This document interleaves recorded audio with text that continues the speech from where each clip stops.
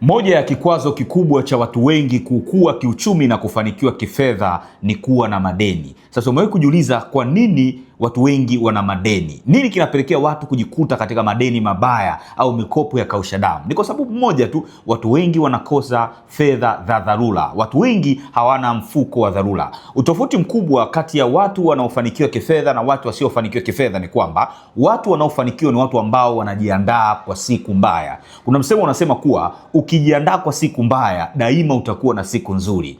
Hatuombei kwenye maisha, kila mtu kuna siku atapata dharura. Tutatofautiana ukubwa wa dharura, aina ya dharura na wakati wa kupata dharura. Hatuombei kuna siku utafiwa na mume wako, kuna siku utafiwa na mke wako. Hatuombei lakini kuna siku utafiwa na wazazi wako au unaweza kufiwa na watoto wako. Umejiandaa vipi kwa hizo siku mbaya zijazo? Au ndio utachukua mkopo kwa ajili ya dharura iliyojitokeza? Sasa katika siku ya leo bwana, katika YouTube channel yangu ninaenda kukufundisha moja ya nyenzo kubwa itakao kusaidia kukua kiuchumi, nayo ni kuwa na fedha za mfuko wa dharura au emergency fund. Nitaenda kukufundisha nini maana ya mfuko wa dharura. Nitaenda kukufundisha ni kiasi gani cha fedha unahitaji kwa ajili ya dharura mbalimbali zinazoweza kuja kuzitokeza na ambazo nina uhakika zitakuja kujitokeza kwenye maisha yako. Itategemeana tu na ni lini na aina gani ya dharura kati ya hizi dharura nitakazoenda kukwambia. Karibu sana bwana katika YouTube channel yangu. Subscribe ili uwe wa kwanza kupata taarifa tunapokuwekea somo jipya, ambapo hapa tunajifunza mambo mbalimbali kuhusiana na fedha, biashara na ya mafanikio. Mimi naitwa Victor Mwambene, mwelimishaji wa masuala ya fedha na biashara niliyeidhinishwa na Benki Kuu ya Tanzania, na nimeandika vitabu vikubwa 4 ambavyo hivi hapa nitakuja kukwambia baadaye kuhusiana na vitabu hivyo. Sasa nini maana ya fedha za dharura au mfuko wa dharura? Fedha za dharura ni zile fedha ambazo unazitenga kwa ajili ya dharura mbalimbali ambazo zinaweza zikatokea kwenye maisha yako na zikajikuta zinakuingiza katika madeni ambayo hukutarajia. Sasa dharura zipo za aina nyingi. Dharura inaweza ikawa ni ugonjwa ambao bima haiwezi kukava. Kuna magonjwa ambayo bima inaweza kukava na kuna magonjwa ambayo bima haiwezi kukava. Dharura inaweza ikawa ajali, umepata ajali ambayo bima haiwezi kukava. Dharura inaweza ikawa ni kufukuzwa kazi au kusitishwa kazi, hiyo ni dharura. Dharura inaweza ikawa ni majanga ya moto. Unaweza kujikuta ofisi yako imeungua, nyumbani kwako imeungua, vitu vyote vimeungua na hujatoa chochote. Hizo zote ni dharura. Sasa ni lazima ujiandae kwa dharura hizo ili usije kujikuta unaingia kwenye mikopo ya kausha damu. Sisi tunaelewana mpaka hapo So swali la msingi, ninahitaji kiasi gani cha fedha kwa ajili ya fedha za dharura? Hili ni swali la muhimu sana. Sasa unahitaji fedha za miezi 6 au za miezi 3 ya matumizi yako. Kwa maana ipi? Kama wewe kwa mwezi matumizi yako yote ya msingi ni milioni 1, unahitaji fedha za matumizi ya msingi angalau kwa miezi 3, na kama ukiweza angalau kwa miezi 6. Yaani kama matumizi yako ya msingi kwa mwezi ni milioni 1, basi unahitaji milioni 3 kwa ajili ya mfuko wako wa dharura, au unahitaji milioni 6 na ukiweza hata kwa miezi 9, milioni 9 kwa matumizi yako ya dharura.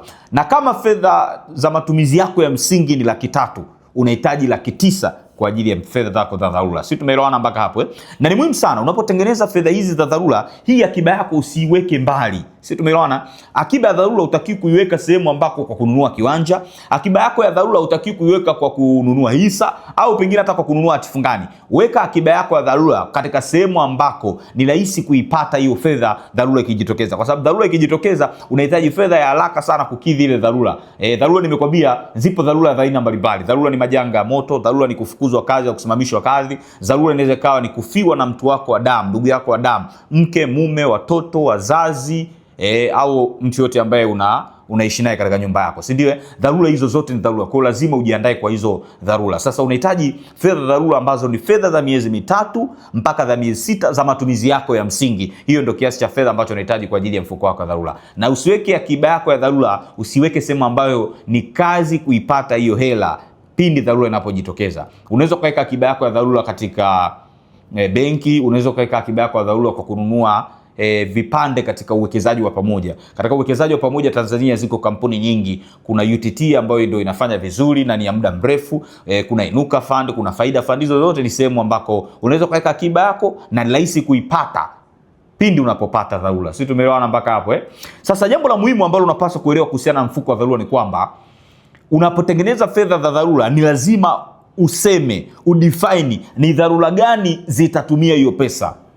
Yaani unapotengeneza fedha za dharura lazima ujue kwamba utatumia hizo pesa kwa dharura gani. Labda Nitatumia hizi pesa kwa dharura ya msiba wa ndugu yangu wa damu, kwa dharura ya majanga ya moto, kwa dharura ya kufukuzwa kazi au kuachishwa kazi, au kwa dharura ya ajali. Sasa usipotaja dharura kwa ajili ya hizo fedha za dharura, unaweza ukajikuta unatumia fedha zako za dharura kwa vitu ambavyo sio dharura. Si tumeelewana mpaka hapo? Yaani lazima udefine utatoa hizo pesa za dharura kwa dharura gani? Si tumeelewana mpaka hapo? Unaweza ukaandika majanga ya moto, nimefiwa na ndugu yangu wa damu, ajali, magonjwa ambayo bima haiwezi kukava, nimefukuzwa au nimesitishwa kazi. Si tumeelewana mpaka hapo? Kwa lazima udefine dharura ambazo zitatumia hiyo fedha ya dharura. Kinyume na hapo, unaweza ukajikuta umeweka akiba ya dharura na ukaja kuitumia kwa vitu ambavyo sio dharura. Umekuja kuitumia kwenye michango ya harusi, umekuja kuitumia kwa ajili ya kujipongeza kwenye siku yako kwa kuzaliwa, kitu ambacho ni kosa kubwa sana. Sasa kama nilivyokuambia, fedha za dharura zina umuhimu mkubwa sana. Iko hivi, kama unatunza fedha kwa ajili ya kuanzisha biashara na hauna fedha za dharura, dharura ikitokea, ile akiba yako uliyoiweka kwa ajili ya kuanzisha biashara utaitumia kwa dharura. Kama una biashara inaendelea vizuri lakini hauna fedha za dharura, kuna siku ukipatwa dharura, biashara yako nayo itakuwa ina dharura. Ukiumwa, biashara yako nayo itaumwa. Ukifiwa, na biashara yako nayo itafiwa. Ndio maana ni muhimu sana kuwa na fedha za dharura kama unataka kufanikiwa kifedha na kukua kiuchumi. Kikwazo kikubwa cha watu wengi, kinachowavuta watu wengi kurudi nyuma kiuchumi, kinachowavuta watu wengi kuja kwenye madeni, ni kukosa fedha za dharura. Wanapopata matatizo na biashara zao zinapata matatizo, wanapofiwa na biashara zao zinafiwa na kampuni zao zinafiwa. Watu hawa wanapopata ajali na kampuni zao zinapata ajali kwa sababu hawakuwa na fedha za dharura. Kumbuka, daima ukijiandaa kwa siku mbaya, daima utakuwa na siku nzuri. Asante sana kwa kunisikiliza. Unaweza kujifunza mambo mengi kuhusiana na fedha na kujenga utajiri kwenye maisha kwa kusoma vitabu vyangu hivi. Cha kwanza ni hiki kinachoitwa Akili ya Fedha, kinachoeleza mbinu za kutoka kwenye umaskini na kujenga utajiri wa kudumu. Ni 25 tu.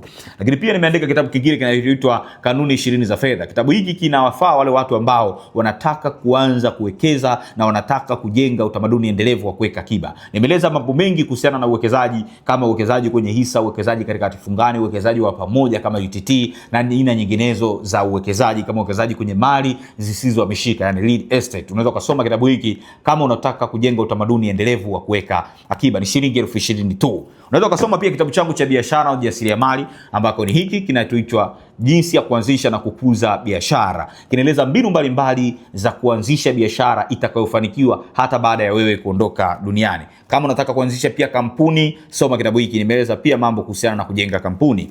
Lakini pia unaweza kusoma kitabu changu cha maendeleo binafsi cha mafanikio kinachoitwa Nguvu ya Kujua. Kinaeleza mambo 16 unaopaswa kuyajua na kuyazingatia ili ufanikiwe kwenye maisha yako. Asante sana bwana. Kwa habari njema ni kwa sasa tuna mfumo ambao unawasaidia wafanyabiashara kusimamia biashara zao kidigitali. Kama wewe ni mfanyabiashara popote ulipo nchini Tanzania, uko Mbeya, uko Mwanza, uko Dar es Salaam, unaweza ukatumia application yetu ambayo ipo kwa njia ya simu na iko kwa njia ya kompyuta. Application yetu inaitwa Biashara Soft. Kupitia application ya Biashara Soft unaweza ukasimamia biashara yako kidigitali. Zama za kusimamia biashara yako na kuandika taarifa za biashara yako kwenye madaftari zimepitwa na wakati. Zama za kuendesha biashara kupitia Excel zimepitwa na wakati. Kwa sasa unaweza ukatumia daftari la kidigitali la Biashara Soft kusimamia na kuendesha biashara yako kidigitali.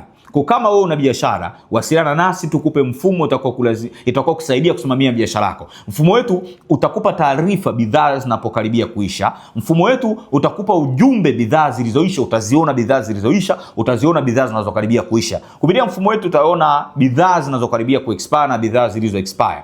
Kupitia mfumo wetu utawaona wateja wako wote kwa mikoa. Utajua wateja walioko mkoani Mwanza, wateja wako walioko Mbeya, wateja wako walioko Arusha, wateja wako walioko Kigoma. Kupitia mfumo wetu utajua pia wateja wako waliopo katika kila wilaya. Watu wengi wana wateja hawajui hata wako sehemu gani. Hata unapotaka kufungua branch, tawi lingine la biashara yako, lazima ujue wateja wengi wako kwenye mkoa gani, wilaya gani, ili ujue unawapelekeeje tawi. Mfumo wetu unaonyesha hayo yote. Mfumo wetu pia utakuonyesha royal customer, wateja wanaonunua kwako mara kwa mara, wateja walionunua kwako sana. Lakini pia mfumo wetu utakusaidia kujua supplier wako na kiasi ambacho umenunua kwa supplier wako na bidhaa ulizonunua kwa supplier wako mbalimbali. Pia mfumo wetu utakusaidia kujua stock movement katika biashara yako. Bidhaa zipi zinatoka zaidi, bidhaa zipi hazitoki zaidi.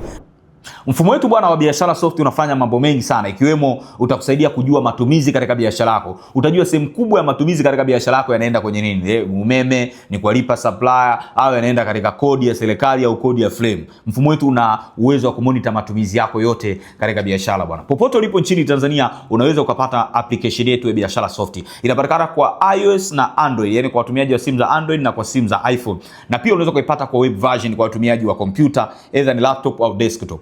Kama unaendesha biashara, hakikisha unatumia mifumo ya kisasa kuendesha biashara yako. Na mfumo bora wa kutumia ni Biashara Soft. Unaweza kuupata kwa lugha ya Kiswahili. Na mfumo wetu ni rahisi sana kuutumia, hauhitaji kuwa na ujuzi wa kiuhasibu na hauhitaji kuwa umeenda shule au unatumia kwa watu wote wale wanaojua Kiswahili na wale wanaojua Kiingereza. Asante sana. Kupata mfumo wetu wa Biashara Soft na application yetu ya Biashara Soft, tufollow katika page za mitandao yetu ya kijamii kwa jina la Biashara Soft, na piga namba za simu unazoziona katika screen kupata application yetu ili uweze kusimamia biashara yako kwa njia ya kisasa zaidi. Biashara Soft, tunasema biashara ni kiganjani mwako. Asante sana bwana. Subscribe ili wa kwanza kupata taarifa tunapowekea masomo mapya katika YouTube channel yetu. Asante sana, hadi wakati mwingine.